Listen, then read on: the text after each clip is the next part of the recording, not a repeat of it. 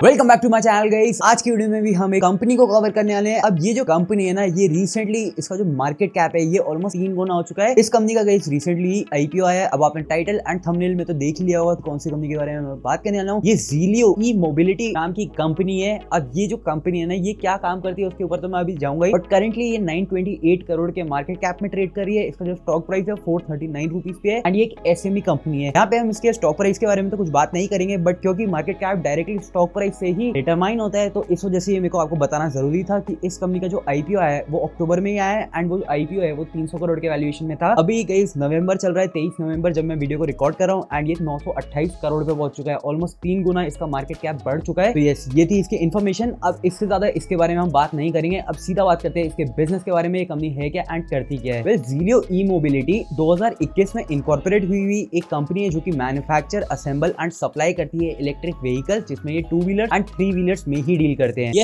Hisar Haryana based एक company है and as of 31 अगस्त 2025 इस कंपनी के 193 एम्प्लॉइज हैं। ये कुछ इस कंपनी के बारे में डिटेल्स हो गई। अब बात करते हैं इसका डायरेक्ट मतलब जो इसका बिजनेस है ये है क्या बिजनेस मॉडल है। ये जो कंपनी है ना, ये 2 व्हीलर्स एंड 3 व्हीलर्स में डील करती है। बट ये जो 2 व्हीलर्स एंड 3 व्हीलर्स है ना, कहने का मतलब है जैसे ओला है, एथर है, टीवीएस है, बजाज है, ये जो भी कंपनी या फिर हीरो भी है, जो भी कंपनी इलेक्ट्रिक व्हीकल्स अपने मैन्युफैक्चर करते हैं ना, इसमें ये लोग स्पीड लिमिट नहीं लगाते। इनके जो स्कूटर्स है ये 100 120 इतना भी पहुंच जाते हैं इलेक्ट्रिक स्कूटर्स। बट ये जो कंपनी है ये स्लो स्पीड इलेक्ट्रिक स्कूटर्स में डील करती है। अब ये जो स्लो स्पीड इलेक्ट्रिक व्हीकल्स होते हैं ना, इसके अंदर लाइसेंस या फिर रजिस्ट्रेशन नंबर की जरूरत नहीं होती है। ये वो व्हीकल्स होते हैं जो कि आपने लिटरली अपने घर के आसपास देखा होगा कि बच्चे चला रहे हैं 2 व्हीलर। यस, ये वही चीज है। इसमें स्पीड लिमिट होती है। ये मैक्सिमम 40 से 50 की स्पीड तक जाते हैं। इनमें रेंज ज्यादा होती है बट इनकी स्पीड लॉक्ड रहती है। ये जो कंपनी टारगेट करती है स्टूडेंट्स को, हाउसवाइफ्स को, सीनियर सिटीजन्स को, स्मॉल शॉपकीपर्स को, मिडिल क्लास फैमिलीज को and basically tier 2 and tier 3 cities में ही अपने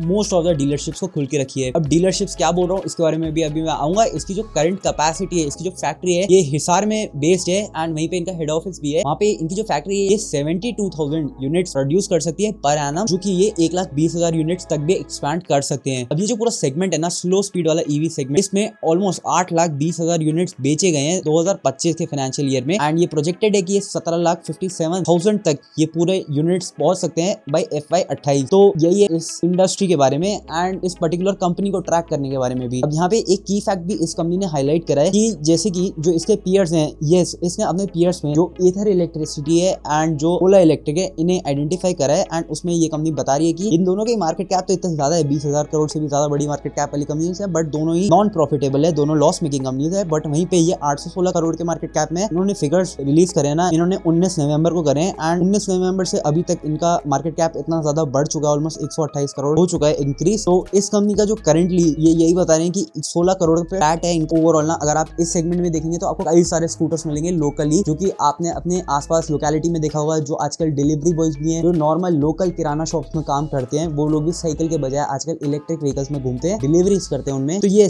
वो जो प्रोडक्ट्स होते हैं वो काफी अलग अलग ब्रांड्स के आते हैं। अब ओला एंड जो एथर है वो तो काफी एक्सपेंसिव प्रोडक्ट्स बनाते हैं, 1 लाख के आसपास के उनके स्कूटर्स आते हैं। बट यहाँ पे ऐसा नहीं है। ये जो कंपनी है ये 40-50 हजार रुपए के सेगमेंट के स्कूटर्स को मैन्युफैक्चर करती है। ऑन रोड प्राइस है ये उनका, उतने में बेचती है। 50-60 हजार तक इनके मैक्सिमम 2 व्हीलर्स जाते हैं। अब जो 3 व्हीलर्स है ये तो 1-1.5 लाख रुपए का है। बट गाइज अगर आप इनके 2 व्हीलर्स एंड 3 व्हीलर्स में भी कंपैरिजन में देखेंगे ना, तो इस कंपनी का मैक्सिमम जो यूनिट सेल होते हैं वो 2 व्हीलर्स ही है। एंड यहाँ पे बता भी रखा है कि FY26 में H1 FY26 का इनका भी रिजल्ट आया है। अब ये क्योंकि SME कंपनी है ना, यहाँ पे हाफ ईयरली के रिजल्ट होते हैं। क्वार्टरली बेसिस में जो मेन बोर्ड कैटेगरी की कंपनीज हैं उन्हें अपने रिजल्ट को रिवील करना जरूरी होता है, बट यहाँ पे ऐसा नहीं है। ये हाफ ईयरली बेसिस में अपने रिजल्ट्स को देते हैं एंड इसका भी रिसेंटली रिजल्ट आया है। इस कंपनी ने 30,000 यूनिट्स बेचे हैं जो 2 व्हीलर सेगमेंट में है एंड जो 3 व्हीलर है उसमें 400 यूनिट बेचे हैं। तो अगेन ये इसके बारे में यही बता रहा है, काफी अच्छी बात है। करंट कैपेसिटी इसकी 72,000 यूनिट पर है, जो कि अभी फुली यूटिलाइज हो रखी है। इतने यूनिट्स अभी ये लोग मैन्युफैक्चर करेंगे एंड ये इन लोगों ने खुद ही फ्यूचर प्रोजेक्शन भी दे रखा है। अब जैसे मैं बोल रहा हूँ भाई, ये जो कंपनी है ये अपनी PPT रिलीज करी है, उसी में इस कंपनी ने बताया कि ये 60,000 प्लस यूनिट ग्रोथ एक्सपेक्ट करते हैं FY26 तक। तो FY26 पे यही चल रहा है एंड करेंटली इसकी जो फैक्ट्री की यूटिलाइजेशन है वो भी फुली यूटिलाइज है। तो अगेन आपको देखने को मिल सकता है जब कंपनी इतना यूटिलाइजेशन कर रही है, इतना प्रोड्यूस कर रही है, तो डेफिनेटली उसको आगे चल करके अपनी डिमांड दिख ही रही होगी एंड ये काफी अच्छी अपॉर्चुनिटी बन सकती है हम इन्वेस्टर्स के लिए। अभी करेंटली इसका जो मार्केट शेयर है ये भी 2-3% FY23 से बढ़ करके 4-5% तक पहुंच चुका है in the slow speed segment and इनकी स्ट्रैटेजी है ये टारगेट कर रहे हैं 5 से 6% पर अपने मार्केट शेयर को ले जाने के लिए FY28 तक। का मतलब यही है कि इस कंपनी को ऑलमोस्ट 1 लाख यूनिट बेचने होंगे एनुअली, वो भी प्रॉफिटेबली, ताकि ये अपने इतने मार्केट शेयर को गेन कर पाए। एंड ओवरऑल अगर आप देखें तो ये काफी ज्यादा अचीवेबल यहाँ पे देखने को मिलता है। उसके साथ ही इसकी जो कंपनी है ना, इसमें जो ये स्कूटर्स हैं, ये गई जो फेम सब्सिडीज होती हैं या फिर जो डिस्काउंटिंग करते हैं जो गवर्नमेंट सब्सिडीज CLI स्कीम्स के अंदर, वो चीज यहाँ पे नहीं है क्योंकि ये है ही इतने ज्यादा लो बजट वाले। ऊपर से यहाँ पे कोई रजिस्ट्रेशन नंबर नहीं होता ना, तो ये इन सब्सिडीज में नहीं आते हैं। स्टिल इसकी जो ओवरऑल डिमांड है वो बहुत ज्यादा है। एंड इस कंपनी का जो डीलर लेड डिस्ट्रीब्यूशन सिस्टम है ना, यहाँ पे ऑलमोस्ट 335 से भी ज्यादा डीलर्स हैं अक्रॉस 25+ स्टेट। तो यस, यहाँ पे ये चीज भी नहीं है कि जो कंपनी है वो डायरेक्टली अपने खुद ही इससे बेचना पड़ रहा है। इन लोगों ने डीलर्स बना रखे हैं एंड वो डीलर्स आगे अपने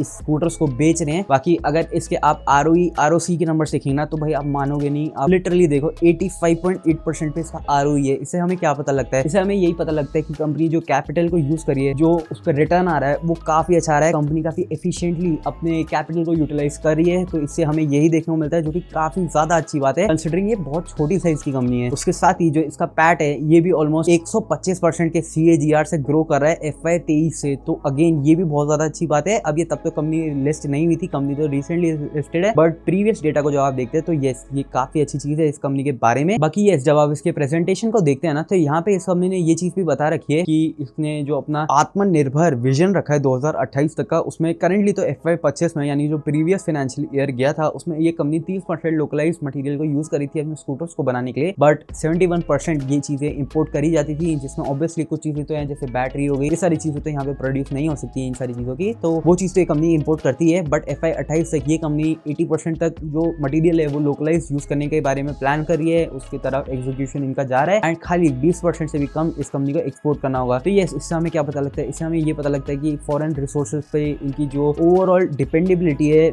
या फिर उसके जो करेंसी चेंजेस होते हैं ना, उससे ज्यादा कंपनी को फर्क नहीं पड़ेगा आने वाले टाइम में। प्लस जब आपके लोकलाइज चीजें होंगी तो अगेन ये सारे जो मटेरियल्स होते हैं, स्पेयर पार्ट्स होते हैं, वो काफी अवेलेबल हो जाएंगे, काफी मैं क्या बोलना चाहूँ, सस्ते में मिल जाएंगे एंड आराम से अवेलेबल भी हो जाएंगे। अब जो पार्ट्स आपने, अगर आप इस तरीके से देख सकते हैं, जो बहुत महंगी कार जो CBU यूनिट्स होते हैं, जो कि ऑलरेडी पूरा बनी हुई कार यहाँ पे इंपोर्ट कराई जाती है, जब उसका कोई पार्ट की बात आती है ना, कहीं ठुक गई वो गाड़ी, तो जो गाड़ी है ना वो भाई शोरूम में ही पड़ी रह जाती है। उनके पार्ट्स ही फॉरेन से आते हैं, इंपोर्ट करना पड़ता है, लोकल वो पार्ट्स मिलते भी नहीं है। एंड जब मिलते हैं लोकली पार्ट, तो आपको पता ही है भाई, शोरूम वाले तो डायरेक्ट कंपनी में ही ऑर्डर लगाते हैं। तो यस, वो सारी चीजें तो रहती हैं। अब ये कंपनी इतने बड़े साइज की तो नहीं है, बट यस, ये कंपनी भी यही प्रोजेक्ट करी है कि लोकली अगर ये सामान को बनाएंगे तो कॉस्ट इफेक्टिवनेस आएगी। प्लस जो इनके 335 से भी ज्यादा डीलर्स हैं, उनको भी ये काफी आराम से सामान को पहुंचा पाएगी। एंड इसी में एड ऑन करते हुए इस कंपनी ने एक और चीज करी है कि एक और इंटरमीडिएट, या फिर इंटरमीडिएट बोलना सही नहीं है, एक सब्सिडरी अपने अंडर एक और कंपनी को लॉन्च करा है, मतलब जो इसी की एक पार्ट है, इसके वर्टिकल के अंदर है। उस कंपनी का नाम है ज़ीलियो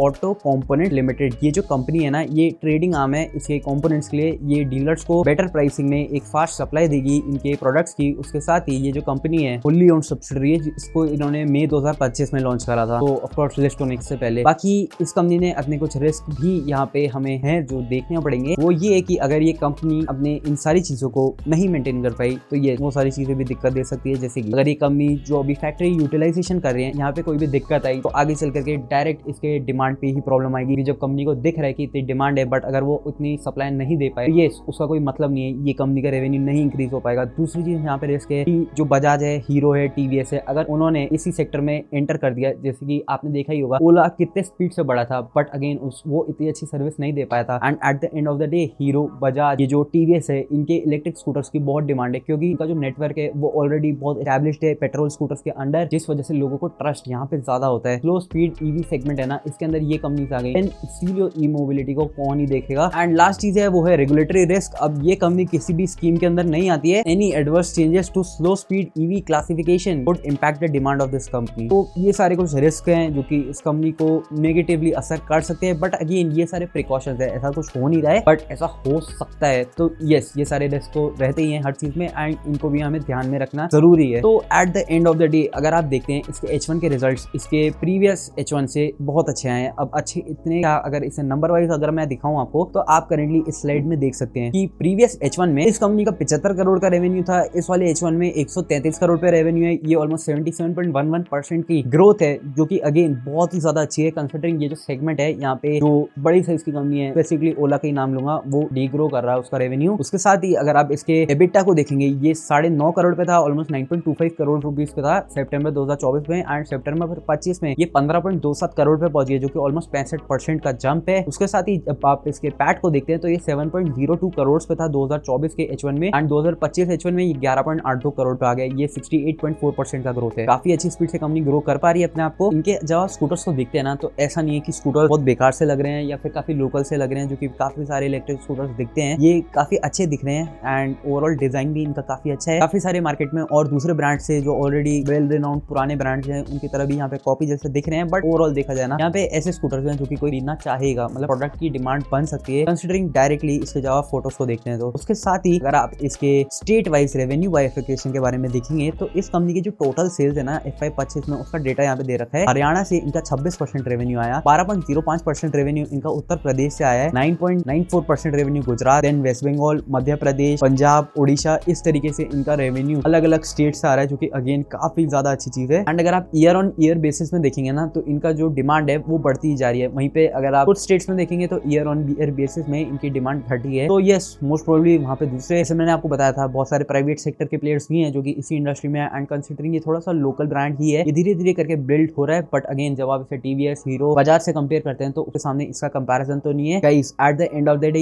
ये अपने रेवेन्यू को बहुत स्पीड से ग्रो कर पा रहे हैं और साथ ही आप इसके ROE के नंबर को देख रहे हैं, इससे हमें क्या पता लगता है कंपनी बहुत अच्छी तरीके से अपने फंड्स को यूटिलाइज कर पा रही है एंड ओवरऑल इसकी प्रॉफिटेबिलिटी काफी अच्छी है। इस सेक्टर में जहाँ पे कंपनी लॉस रिपोर्ट करेंगी, ये प्रॉफिटेबल कंपनी है। अभी कंपनी है बहुत छोटे साइज की, उससे कोई फर्क नहीं पड़ता है, बट अगर ये कंपनी अपने आप को ग्रो करती रह पाई तो डेफिनेटली भाई ये मल्टी बैगर कंपनी बन सकती है एंड ऐसा मेरे को दिख रहा है आने वाले फ्यूचर में। But at the end of the day risk तो मैंने आपको बताया वो तो यहाँ पे रहेंगे। दूसरी चीज यहाँ पे एक और बहुत बड़ा रिस्क है, ये मेन बोर्ड कंपनी नहीं है, ये एक SME कंपनी है, जिस वजह से इसके जो रिजल्ट है वो हमें हर 6 महीने में देखने मिलेंगे। जो नॉर्मल साइज की कंपनीज होती है वो हर 3 महीने में क्वार्टरली बेसिस में अपने रिजल्ट बताती है, तो अगर कोई बुरा भी हुआ तो हम उसे टाइमली बेसिस में उससे एग्जिट कर सकते हैं। बट यहाँ पे वही रिस्क है भाई, ऊपर से ये लॉट के हिसाब से आपको खरीदना पड़ेगा। आप इसके पर्टिकुलर 10-20 हजार रुपए के शेयर नहीं खरीद पाओगे, आपको पूरा का पूरा एक बड़ा लॉट ही यहाँ पे बाय करना पड़ेगा, जिसके लिए ऑलमोस्ट 1-2 लाख रुपए से ज्यादा की इन्वेस्टमेंट तो लगेगी ही। तो यस, यही है कुछ रिस्क, तो यही है कुछ अच्छा ही है इस कंपनी के बारे में एंड मेरे अकॉर्डिंग ये बहुत ही अच्छी कंपनी है जिसको मैं ट्रैक कर रहा हूँ एंड आपको भी सजेस्ट करूंगा इसकी तरफ देखने के लिए। बाकी इस वाली वीडियो के लिए इतना ही। आई होप आपको यदि वीडियो पसंद आई हो, पसंद है तो लाइक करना, चैनल कर देना सब्सक्राइब। मैं ऐसी वीडियोस अपने चैनल पे लेके आता रहूंगा, ऐसी कंपनीज को मैं ट्रैक करता हूँ एंड आपके साथ भी इनको शेयर करूंगा। अगर आप मेरी ऐसी वीडियोस को देखना चाहते हैं, सब्सक्राइब करना मत भूलना, नोटिफिकेशन की बेल दबा सकते हैं आप, जिससे जैसे मैं वीडियो को अपलोड करूंगा आपको उसका नोटिफिकेशन मिल जाएगा एंड अपने फ्रेंड्स, फैमिली मेंबर्स के साथ मेरी वीडियोस को आप शेयर कर सकते हैं, उनकी भी मेरी वीडियो से काफी हेल्प होगी। बाकी इस वाली वीडियो के लिए इतना ही, मिलता हूँ बहुत जल्द आपको एक और न्यू वीडियो के साथ। देन बाय गाइस, यहाँ पे लाइक और सब्सक्राइब कर दो एंड हो सके तो शेयर भी कर देना। मिलता हूँ बहुत जल्द एक और न्यू वीडियो के साथ। Bye guys.